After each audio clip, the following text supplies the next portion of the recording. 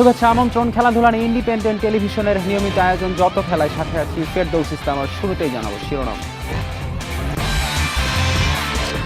One day bowling র্যাঙ্কিংয়ের শীর্ষ 10-এ ঢুকলেন মেহেদী মিরাজ, 9 ধাপ এগিয়ে র্যাঙ্কিংয়ের 7 নম্বরে টাইগার অধিনায়ক।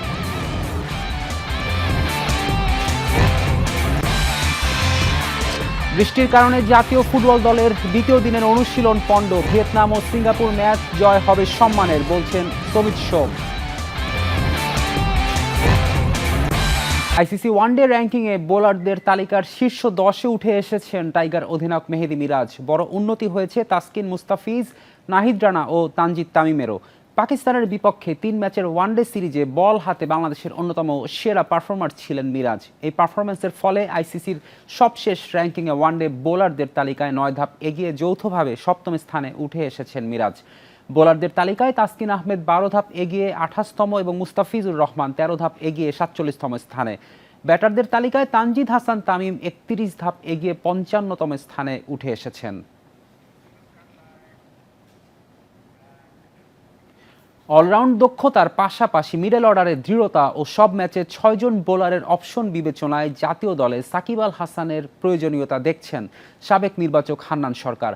সাকিব ফিরলে টিম কম্বিনেশন নিয়েও ভাবতে হবে না ম্যানেজমেন্টকে, তাতে করে ওডিআই বিশ্বকাপে সরাসরি খেলা সহজ হবে বিশ্বাস হান্নানের।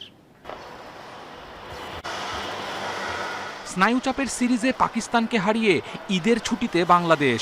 ওডিআই র্যাঙ্কিংয়ে 9-এ উঠে আসা স্বস্তির, ধারাবাহিকতা রাখার চ্যালেঞ্জও পাহাড় সম। সেপ্টেম্বরে ভারত আসলে চলতি বছরের সূচিতে আরও 20টা ওডিআই। হান্নান সরকারের আশা, প্রত্যাশিত পারফরমেন্স দিয়ে বিশ্বকাপে সরাসরি খেলবে টাইগাররা। জেতার জন্য আমরা আগে পরে কিন্তু অনেক সময় নিজেদের কন্ডিশনটাকে ইউজ করেছি, বাট এবার আমরা দেখেছি যে ভালো উইকেটে খেলে, যেটা দুই দলের জন্য ফেয়ার চান্স ছিল। তো সেই জায়গা থেকে এই ধরনের উইকেটে খেলে জেতার মানে হলো আমরা প্রপার ক্রিকেটটা খেলেই জিতে যাচ্ছি। এবং আমি খুবই কনফিডেন্ট যে এই দলটা একটা শেপে এসেছে। আমি বলবো না যে পুরো সেটেল হয়ে গেছে। সাকিবকে নিয়ে ইদানিং চর্চা বেশি। সরকার কিংবা বিসিবির তরফ থেকে মিলছে ইতিবাচক বার্তা। এপ্রিলে নিউজিল্যান্ড সিরিজে সাকিব ফিরলে মিলবে সুফল, বদলে যাবে ড্রেসিং রুমের প্রেক্ষাপট, বাড়বে দলের ভারসাম্য। যদি সাকিব এই দলে ইনক্লুড হয়ে যায়, আমার মনে হয় যে এই দলটা যথেষ্ট ব্যালেন্স একটা দল হয়ে যাবে এবং তারপরে আমাদের ওয়ার্ল্ড কাপ খেলার যে কোয়ালিফিকেশনের যে বিষয়টা সেটা আরও সহজ হবে। যখন 300+ রানের উইকেটে খেলবেন তখন কিন্তু আপনার 6 জন বোলার মাস্ট, মানে আপনাকে 50 ওভারের জায়গায় 55 ওভার হাতে নিয়ে ঢুকতে হবে, সেখানে আপনি 60 ওভার নিয়ে ঢুকছেন। সো এই যে একটা বড় একটা স্ট্রেংথ আপনি বোলিং কম্বিনেশনে, এটা মনে হয় চমৎকারভাবে ডিল করবে। বিশ্বকাপ পর্যন্ত টিম কম্বিনেশনে খুব বেশি পরীক্ষা নিরীক্ষার পক্ষে নয় ম্যানেজমেন্ট, যা সঠিক ও যৌক্তিক মনে করেন হান্নান। একজন প্লেয়ারকে এনাফ অপরচুনিটি দেওয়া খুব দরকার। তার ট্রাস্ট থাকবে টিমের প্রতি, তার ট্রাস্ট থাকবে তার পার্টনারদের প্রতি আর ক্যাপ্টেন কোচের প্রতি। সো আমার মনে হয় মিরাজ এবং কোচরা যে প্ল্যানটা করছেন এটা খুবই পজিটিভ একটা বিষয় এবং এটাই নর্মাল, এটাই হওয়া উচিত। সামনে নিউজিল্যান্ড সিরিজের মিশন টাইগারদের। 3 ম্যাচের ওডিআই ও টি20 খেলতে 13 এপ্রিল বাংলাদেশে আসবে ব্ল্যাক ক্যাপস। কপিল পাল, ইন্ডিপেন্ডেন্ট নিউজ।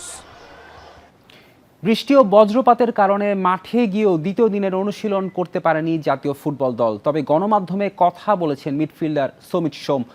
ভিয়েতনাম ও সিঙ্গাপুর ম্যাচ জেতা হবে সম্মানের, একই সাথে এশিয়ায় নিজেদের সামর্থ্যের প্রমাণ রাখা যাবে বলছেন তিনি। সাফের আগে প্রতি ম্যাচে ভালো খেলা লক্ষ্য তার, সব পজিশনেই উন্নতির জায়গা দেখছেন সমিত। নির্ধারিত সময় কিংস অ্যারেনায় অনুশীলনের জন্য জাতীয় ফুটবল দল। আগে থেকেই ছিল বৃষ্টির শঙ্কা, শেষ পর্যন্ত পণ্ড হলো দ্বিতীয় দিনের অনুশীলন। জামাল জায়ানরা প্রস্তুতি নিলেও মাঠে আর নামা হয়নি। এবার সমিত সোমের নেই ক্লাব ব্যস্ততা, তাই শুরু থেকেই পাওয়া গেছে এই মিডফিল্ডারকে দলের সাথে প্রথম দিন অনুশীলনও করেছেন। সবশেষ ম্যাচে ভারতকে হারানোর আত্মবিশ্বাস দলের সবার মাঝে, যদিও উন্নতির অনেক জায়গা দেখছেন সমিত। লংগেস্ট টাইম যে আমি টিমের সাথে পেয়েছি, আর ইউজুয়ালি আমি তো শুধু একটা দিন পাই খেলার আগে। সো এটার জন্য ভালো যে আমি একটু জেল করতে পারি, আরও কেমিস্ট্রি বানাতে পারি। সো হোপফুলি এটা মাটিতে হেল্প করবে আমরা ভিয়েতনাম আর সিঙ্গাপুর ম্যাচে। সব অ্যাসপেক্টে আমরা ইমপ্রুভ করতে পারি, তাই না? সব পুরা খেলা তো শুধু এক সাইডের জিতে হয় না, শুধু ডিফেন্ডিংয়ের থেকে, শুধু অ্যাটাকিংয়ের থেকে সব কিছু সব একসাথে মানে ম্যাচ করতে হয়। ভিয়েতনাম সিঙ্গাপুরের এশিয়ান কাপ খেলা একরকম নিশ্চিত, এমন দু দলের সাথে পরের 2 ম্যাচ বাংলাদেশের। জিততে পারলে এশিয়ান মঞ্চে বাংলাদেশের অস্তিত্ব জানান দেওয়ার সুযোগ সাফের আগে, তাই ম্যাচ বাই ম্যাচ পরিকল্পনা। এখন আমরা মোটামুটি প্রাইডের জন্য খেলতেছি যে আমরা যদি সেকেন্ড প্লেস পাইতে পারি, আমরা যদি সিঙ্গাপুরকে হারাইতে পারি, ভিয়েতনামকে হারাইতে পারি, এরাই এশিয়া কাপে যাচ্ছে।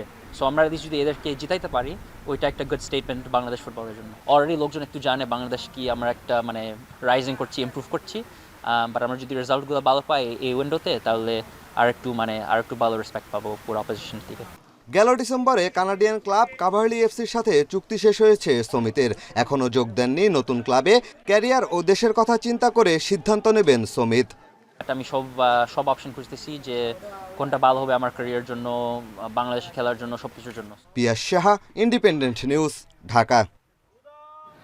মধ্যপ্রাচ্যের যুদ্ধ পরিস্থিতির প্রভাবে বদলে গেল এশিয়ান গেমস হকি বাছাইয়ের আয়োজক দেশ ও সূচি। 5 দিন পিছিয়ে 2 এপ্রিল ওমানের পরিবর্তে টুর্নামেন্ট হবে থাইল্যান্ডের ব্যাংককে।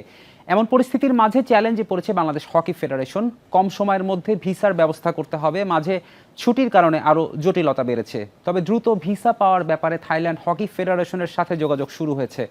ভেন্যু পরিবর্তন হয় একাধিক প্রস্তুতি ম্যাচ খেলার সুযোগ নেই জানিয়েছেন ফেডারেশনের সাধারণ সম্পাদক। ঈদের ছুটি কাটিয়ে সোমবার আবারও ক্যাম্পে যোগ দেবেন খেলোয়াড়রা। থাইল্যান্ড যাওয়ার আগে 26 জনের তালিকা থেকে 18 জনের নাম চূড়ান্ত করা হবে। দর্শকদের কাছে বিশ্বকাপ ফুটবলের আবেদন বাড়াতে ইউটিউবের সঙ্গে চুক্তি করেছে ফিফা। চুক্তি অনুযায়ী বিশ্বকাপের প্রতিটি ম্যাচের শুরুর 10 মিনিট ইউটিউবে সরাসরি সম্প্রচার করা হবে।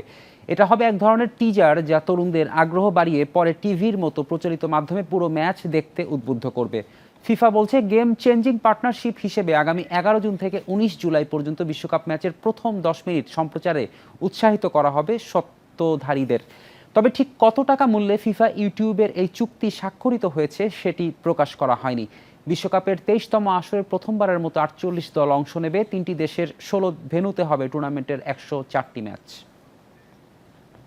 এই ছিল আজকের যত খেলা। ইন্ডিপেন্ডেন্ট টেলিভিশনের সব খবর বিস্তারিত জানতে চোখ রাখুন ফেসবুক, ইউটিউব ও এক্স। আমন্ত্রণ আমাদের পরের আয়োজনে।